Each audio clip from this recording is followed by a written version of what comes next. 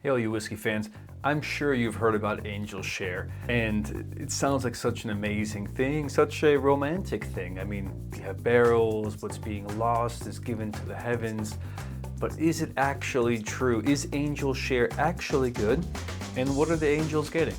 Let's grab a glass and talk about it.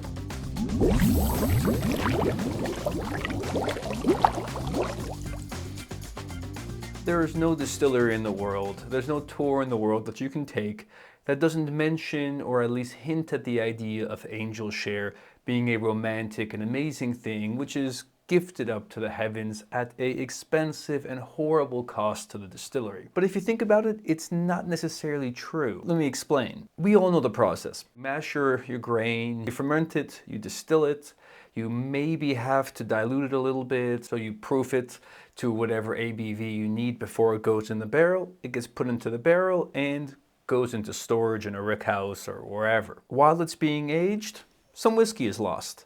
Fine, okay, sounds about right. My question to you is, have you ever tried new make? I don't mean moonshine. I don't mean a white spirit, kind of like our March Distilling back there, which is our FLF, which is made and cut not to be aged, but to be drank. What I mean by this is usually a distillery which is making whiskey, which is going to be in a barrel for a couple of years, knows and makes their whiskey a little bit special. What do I mean by special? I mean that the cuts which are used when you are making moonshine is pretty clean cuts. You're not using a lot of the heads and you're using just enough tails for some funk, but you're not really, let's say, introducing all of these other components that you might introduce if you were going to put it in a barrel for a long time. This means, and by the way, if you do a tour of a distillery and you kind of taste the spirit as it comes off the still, also be careful of this because it can be vastly different. And what you're tasting won't be exactly what the vat that gets emptied into the barrel tastes like at the end. Okay, maybe you've figured it out after this ramble and rant, but what I mean by this is usually it tastes bad. It's something that needs to be worked on, and time and the barrel is going to work on it. Not to mention, a lot of these things, especially on the head side, which are still being used in the barrel, are very volatile. They are the lighter components, which we know leaves the mash first at the beginning of the distillation. That's why it's the heads. A little bit of it is, of course, collected and put into the barrel.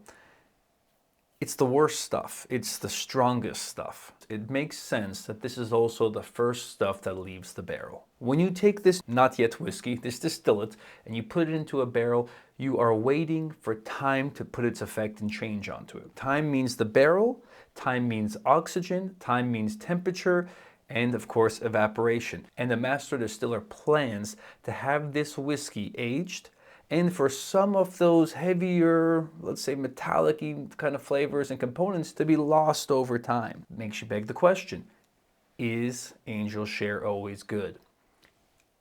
It's not a yes or a no answer. It's a situational answer. What I mean is, at the very beginning, when a barrel is newly filled, it's pretty bad.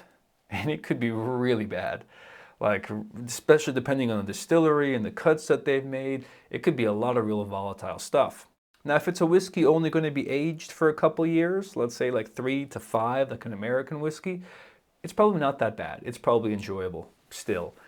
But if it's a whiskey from Scotland, which is going to be aged for a long time, they do a really good job at leaving a lot of funk in there because they know that it has time to work its kind of way out and to taste good after 10, 15, 20 plus years. One more, let's say, curveball to throw in here, temperature. How does temperature play into all this? I mean, okay, of course, US is warmer, let's say, than Scotland. Well, we know that 3% on average of a barrel is lost year on year to the Angel Share. At least. I mean, there's parts of Scotland that say they lose way more, and parts of the world which will be affected more or less than others. All has to do with climate. But what's interesting is, depending on your climate, you might find that you are losing more water than ABV. Let me explain. If you are in a very humid environment, Scotland, Ireland, UK, anywhere where it's wet and moisty, you lose more ethanol. This means you're losing alcohol at a higher rate than you are losing water. And the 3% that we said you lose on average year on year is a mix and a blend between these two. So what this means is, in some regions, you lose a lot of alcohol. This is why a barrel gets filled, let's say at 67%, something in the ballpark of 60 to 67% alcohol. And at the end, when you buy a barrel-proof whiskey, you only get 58% there. It's because we lost all that alcohol in the barrel. It's a real thing. On the flip side of it, we have American whiskeys. And if you're making a bourbon, you cannot fill that barrel with more than 62.5% alcohol. 125% proof. How is it that sometimes we have whiskeys that have more ABV? This means that they went into the barrel with less ABV, but they come out and get filled into my glass with more. Some people might call it a hazmat whiskey. This is because in its aging process, the climate was dry. And in dry climates, you tend to lose more water than you do ethanol or alcohol. And so it's not to say that the 3% wasn't lost. That barrel, which was, let's say, 200 liters, 53 gallons, you end up getting less whiskey at the very end. But this whiskey has more alcohol in it because you lost more water. Again, Angels in Scotland, UK, anywhere that's humid, good, you're getting alcohol. You're getting a little bit.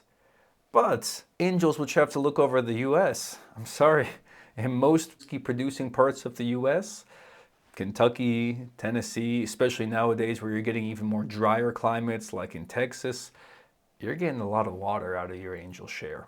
So although Angel Share is a very romantic and it sounds like such a cool thing, and yeah, it sucks for me as a distiller because I lose it, but it's going to the Angels, so that's amazing. Yeah, nah, kind of, but not really. You gotta think about it. It's a great story. I love it.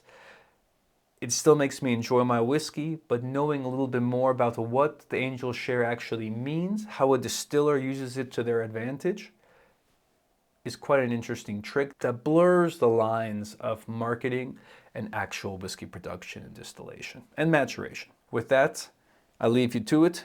Cheers to you, my angels up there, enjoying whatever whiskey they have or have not, or water they have or have not. But cheers to you, your next glass of whiskey, no matter where and at what proof.